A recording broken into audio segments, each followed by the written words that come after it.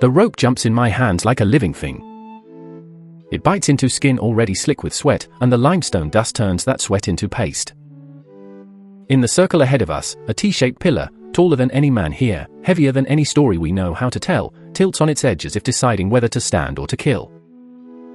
One misstep and it's crushed feet, snapped fiber, public shame. This is the lift, the decisive minute where a society either learns to move as one body or splinters. You can hear it before you can see it, the grunt cadence of rope teams pulling in time, the scrape of stone on stone, the sharp bark of a foreman or ritual specialist calling the rhythm like a commander calling now. We are on a limestone ridge above a wide plain, what will one day be called the Harran Plain, where wind has teeth and the seasons are not gentle suggestions but deadlines enforced by hunger. This is the terminal Pleistocene easing into the early Holocene, the world shivering out of the younger Dryas. The weather still changes its mind without warning. Gazelle move like schedules. Our rocks don't forgive mistakes. If this pillar does not stand before the season turns, the workforce disperses, back to scattered camps, back to obligations to kin, back to the private arithmetic of survival. So here, in this ring of quarried rock, the question is not simply, can we raise a stone? It's, can we raise a people? Because in a world with no kings, no courts, no writing, and no police, the only power that matters is the power to make strangers move together at the same time, for the same purpose, under the same rules. The pillar itself is our witness, and it is an unsettling one. It is not just architecture. Look closely, closer than the dust and glare want to allow, and you see it is a person made of stone. Arms carved down its sides. Hands meeting at the belly. A belt. A loincloth. It stands in for a body without a face, an official without a name, an authority that does not need to blink. And if these builders are hunter-gatherers, if they do not yet farm fields or herd flocks in any settled, reliable way, what kind of power mobilizes hundreds of people to cut, haul, carve, and raise a monument like this? Fear? Faith? Feasting? Force? Or something more complicated, a technology of coordination that looks like religion from a distance and feels like governance when you are inside it. The men and women on the ropes are not faceless either, even if history will try to make them so. There are stone cutters with flint picks, hammer stones, and abrasion tools, hands blistered from pecking a quarry face hour after hour. There are rope teams, young backs and older backs, hauling in cadence because cadence is how you turn many lungs into one engine. There is a specialist, call them a foreman, call them a ritual leader, call them the keeper of timing and taboo, who controls when hands move and when hands freeze. And there are watchers. Rival bands. Allies deciding whether they truly are allies. In a world without crowns, prestige is a weapon, and this circle of stone is a siege engine aimed at the human mind. Imagine the risk of gathering in numbers like this. A feast can become a raid. A ritual can become a hostage exchange. A misunderstanding can become blood, and blood can become feud, and feud can make the next winter impossible. So when we talk about a monument at Göbekli Tepe, near today's Sanliurfa in southeastern Anatolia, modern Turkey, we are not talking about quaint prehistory. We are talking about a high-stakes negotiation conducted in stone. The dates are debated, as all honest dates are, but the broad frame holds, late 10th to 9th millennium BC, the pre-pottery Neolithic A sliding into early pre-pottery Neolithic B. No ceramics yet. No metal. No wheeled carts. And for the most provocative claim, no clear evidence of full agriculture at the site when the earliest enclosures rise. That last point is where the old story, farming first, villages next, surplus then specialists then temples, begins to wobble. Göbekli Tepe appears to step over rungs in a ladder we taught for a century. But a wobble in a ladder can be two things. It can mean the ladder is wrong. Or it can mean we're climbing it from the wrong side. Let's open the case file carefully, like we are unsealing a brittle dispatch pulled from ash. The site sits on a prominent limestone ridge, a place you can see from far off, a landmark that says, without words, here is a center. And what was built here is not a single ring, but multiple circular or oval enclosures, each with tall T-pillars at the center and smaller pillars around the perimeter like a council of silent sentries. The carvings are not decorative in the casual sense. They are a roster: foxes, boars, snakes, birds, aurochs, an animal-heavy iconography that feels like a coded list of threats, totems, clans, or mythic actors. The stone is local, which matters. There are quarry scars nearby. Partially extracted stone still trapped mid-birth in the bedrock. This is not a distant import of finished monuments, it is on-site production, on-site planning, on-site exhaustion. The tools are flint blades and scrapers, stone hammers, patient technology. And that patience is the first clue that we are not looking at a single ecstatic moment but at a system. Because no one accidentally organizes the quarrying and transport of multi-ton pillars with only human muscle unless they have, somewhere in their social fabric, a way to keep people returning to the task day after day. So we come to the pressure point, the one I can feel like a thumb on the throat of every theory: how did they feed everyone? A workforce is a mouth. Hundreds of workers are hundreds of mouths. Even if the labor is seasonal, even if the gatherings are periodic, calories are not philosophical. The body demands its due.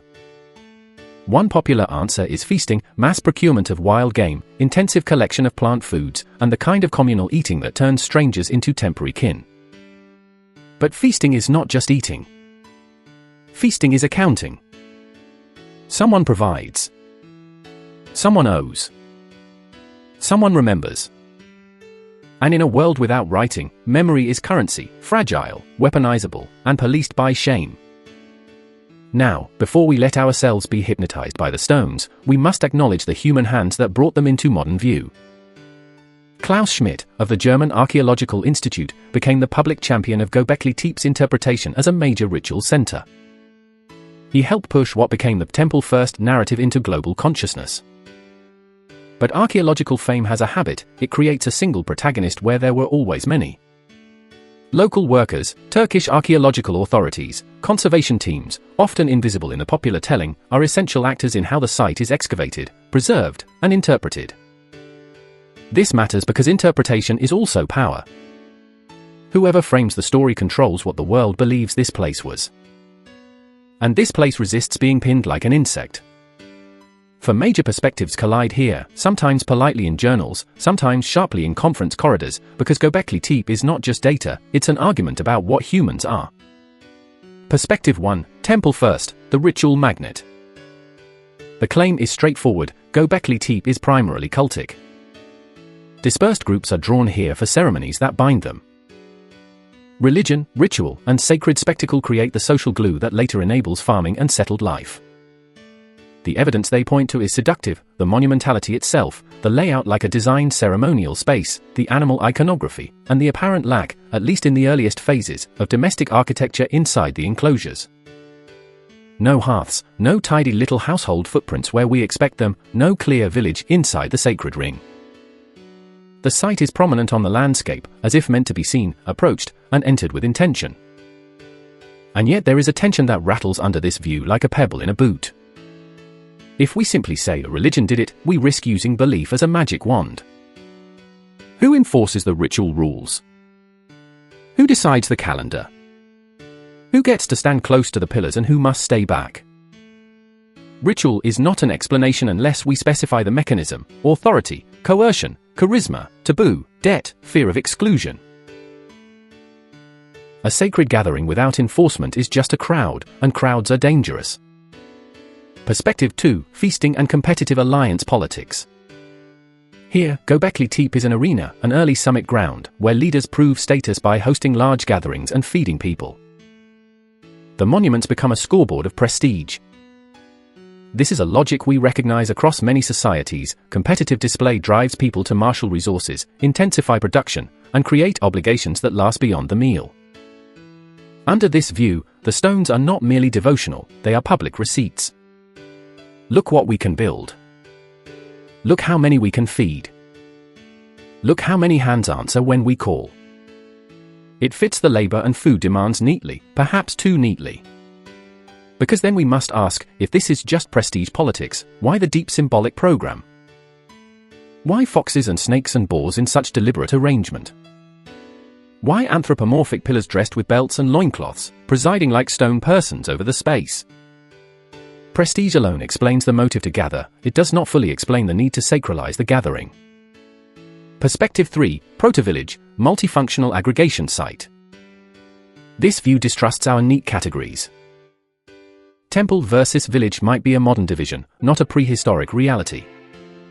Perhaps these enclosures are mixed-use, meeting hall, ritual stage, storage place, seasonal residence, an aggregation site that slowly, unevenly, becomes something more settled over generations. They point to long-term reuse, multiple building phases, the broader regional pattern toward increasing sedentism. Under this view, we might be missing domestic traces because of erosion, later disturbance, or simply because we are not looking in the right places with the right questions. The tension here is obvious. It can flatten the weirdness. It can make Göbekli Tepe too normal. And the earliest architecture here is not modest. It is intensely monumental and symbol-heavy, like someone decided from the beginning that ordinary would not be enough. Perspective for the crisis cult, a dangerous world theology. This view takes the animals personally. Predators and serpents, boars and aurochs, creatures that gore and poison and maim. The argument is that the iconography signals obsession with danger, death, and control. The site is a technology for managing fear and violence between groups. In volatile times, climate shifting, resources uncertain, groups crowding together, strong noms are needed to prevent gatherings from turning into bloodshed. The pillars, as human-like beings, become stone enforcers. You behave because the ancestors, or the powers, are watching. The tension is methodological, symbolism is slippery. It's hard to prove direct violence or warfare from carvings alone. And we must avoid projecting later organized religions backward, as if human imagination only runs on one script. So which is it? Temple? Tournament? Village? Fear engine? The honest answer is that each perspective grips a piece of the rope. The mistake is thinking only one team is pulling. Let me bring you back to the pillar, the witness who cannot lie, but also cannot speak unless we learn its language. Those carved arms and hands are not idle artistry. They insist on personhood. If the pillar is a someone, then the enclosure is not a random space, it is a chamber with presences. The belt and loincloth are social markers, signs of status, role, or identity. Clothing carved in stone is not about warmth. It is about rank. And rank is governance in embryo. Ask yourself, if you walk into a circle dominated by stone persons, what do you feel in your gut? Do you lounge like you're at home? Or do you adjust your posture the way you do when you enter a courthouse, a cathedral, a parliament, a boardroom? The body knows when rules are near. And Göbekli Tepe is saturated with the architecture of rules. Now consider the logistics again, not as a puzzle, but as a fingerprint. Flint and hammerstone do not prevent monumentality, they merely raise the price. To carve limestone at this scale, you need time. Time requires someone to cover other needs while the carvers carve. To transport pillars, you need rope, planning, and above all discipline, synchronized hauling, stopping, bracing, setting. You need people to obey a call that may not benefit them immediately. That obedience can be purchased with meat and drink, yes. It can be compelled with threat, perhaps. But in small-scale societies, the most effective weapon is often neither club nor spear. It is the threat of exclusion, of being cut off from the web of marriages, exchanges, and mutual aid that keeps a band alive. If Göbekli Tepe is a magnet, then the true force is not mysticism, it is social gravity. And gravity has engineers.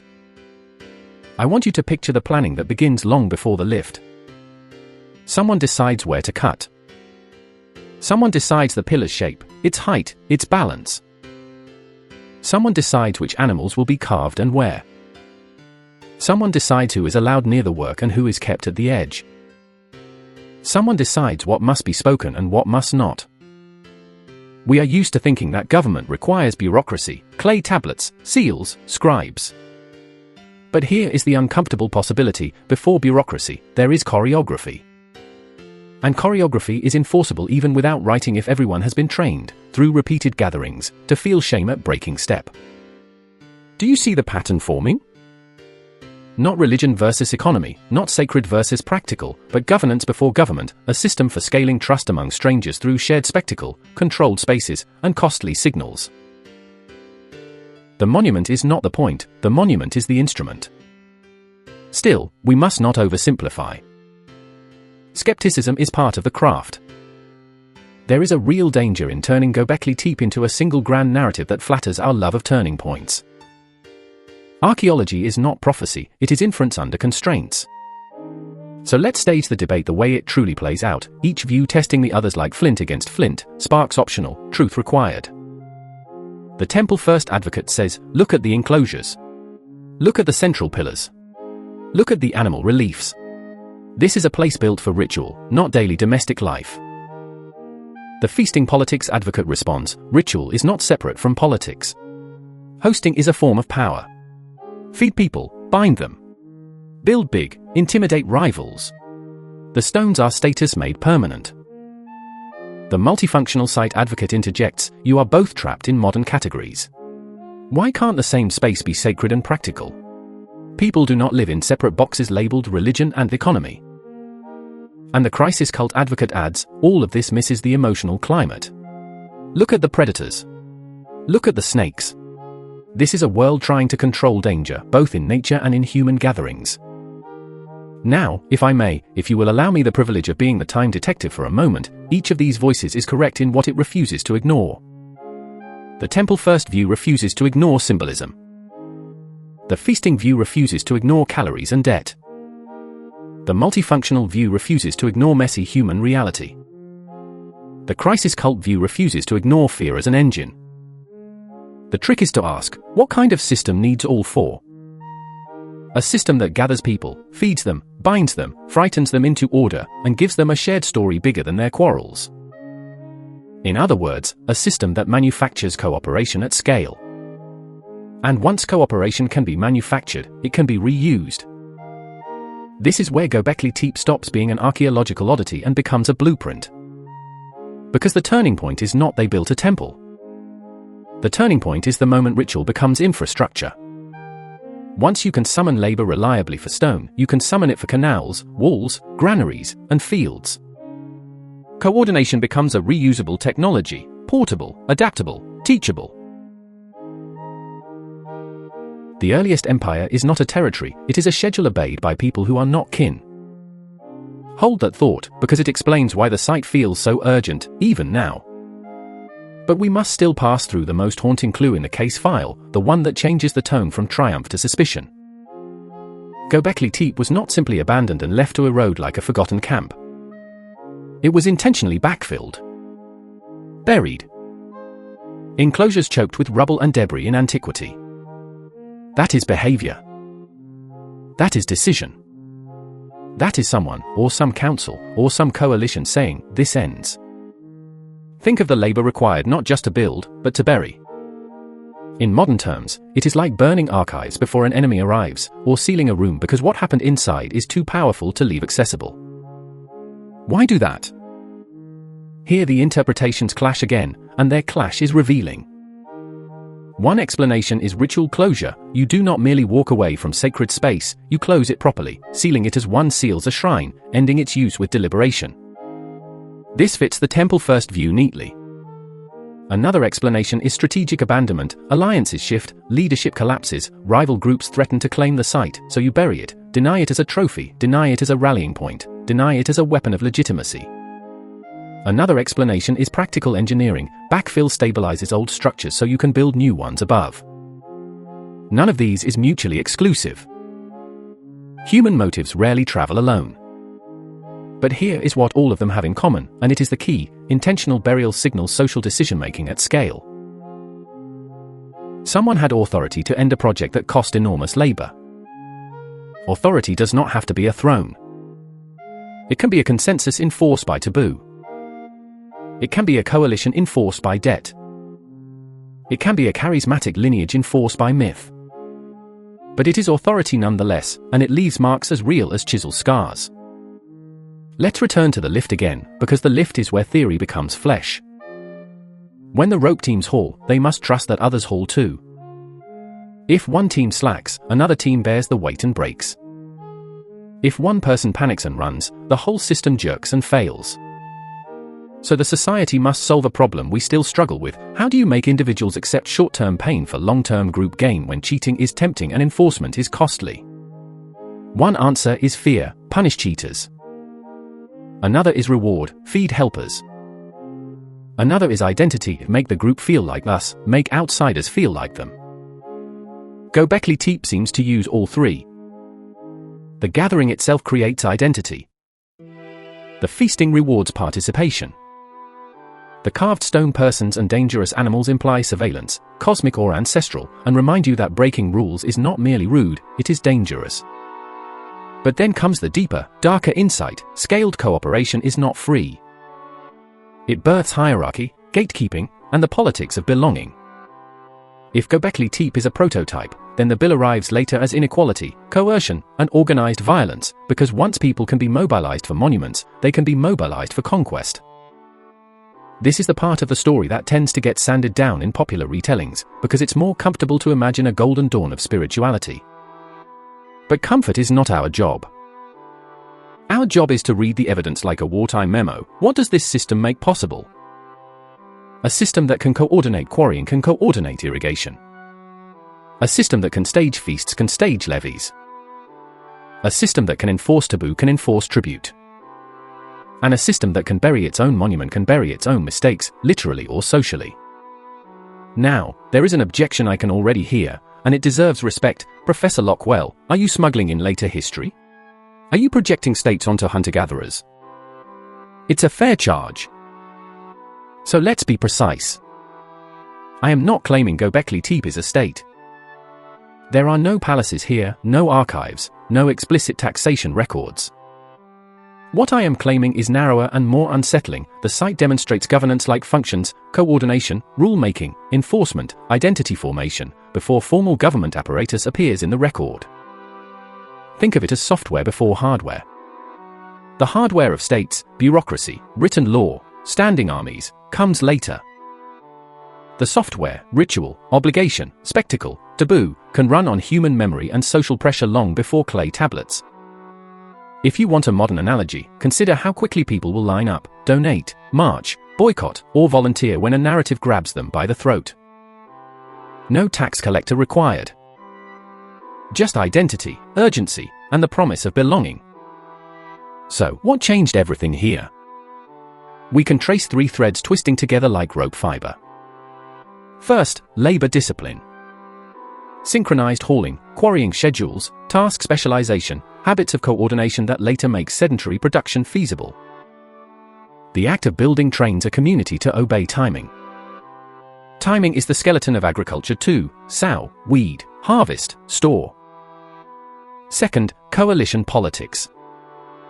These gatherings forge alliances, marriages, obligations.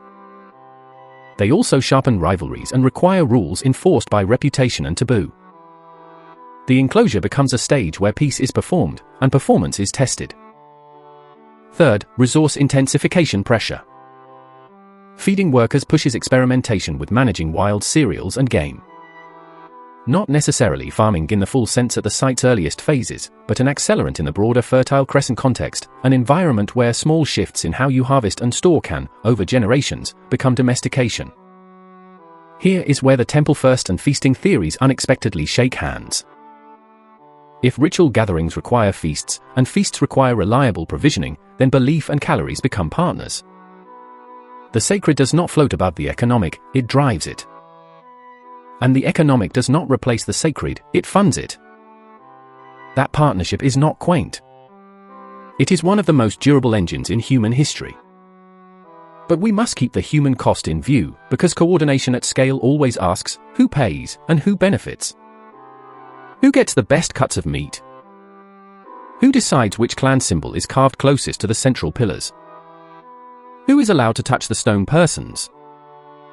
Who carries water? Who sharpens tools? Who hauls until their spine feels like a snap bow? In prehistory, we rarely get names, but we can still see asymmetry. Monumental space creates insiders and outsiders. It creates a center and a periphery. And once a center exists, people fight over it. This brings us back to the animal carvings, because they are not merely aesthetic. A fox is cunning. A boar is aggressive. A snake is silent death. An aurochs is unstoppable force until it isn't. Are these totems of groups, clan emblems negotiating status? Are they mythic figures in a story reenacted here? Are they warnings, behave, or the wild will take you? Each interpretation changes the emotional temperature of the site. If they are totems, then the enclosure is a parliament of beasts, a coalition map. If they are mythic actors, the enclosure is a theatre, and the pillars are protagonists. If they are warnings, then the enclosure is a courtroom, and nature is the judge. I find myself leaning toward a synthesis not because it is neat, but because human gatherings at the edge of survival are rarely single-purpose. When you bring together rival bands, you need a reason bigger than barter. When you bring together allies, you need a script that prevents allyship from collapsing into insult. Myth provides the script. Feast provides the incentive. Monument provides the proof of commitment. Fear provides the enforcement when incentives fail. And yes, somewhere in this, something we would recognize as religion is present, but religion here is not a private comfort. It is public order. Now, let's not ignore the possibility of coercion. It's uncomfortable, but it must be examined. Could people be forced to work? In small-scale societies, sustained forced labor is difficult without institutions to guard and feed captives. Yet coercion can be social rather than physical. If your sister's marriage depends on your participation, you participate. If your access to future feasts depends on your reputation, you haul. If refusing marks you as untrustworthy, and untrustworthy means you don't get help when you're injured, you obey. That is coercion too, and it is efficient. So when you see a pillar rise, do not only see the engineering. See the invisible contracts. See the debts. See the fear of being alone. And now, one more question that keeps me awake: why make the pillars human-like at all? Why not purely animal? Why not abstract? If you carve a human form, you are creating presence. You are telling every entrant, someone is here. And the someone is durable. Flesh dies. Stone watches. A living leader can be challenged. A stone official cannot be stabbed in the night. If you want rules to persist beyond any one person's lifetime, you anchor them in something that outlives the quarrel. This is why I keep returning to that belt and loincloth. Clothing is code. Code is order. Order is power. At this point, the old ladder, farming then villages then temples, looks less like a law and more like a common outcome. Because what Göbekli Tepe suggests is a different sequence is possible: gather, ritualize, coordinate, intensify resources, then settle more firmly.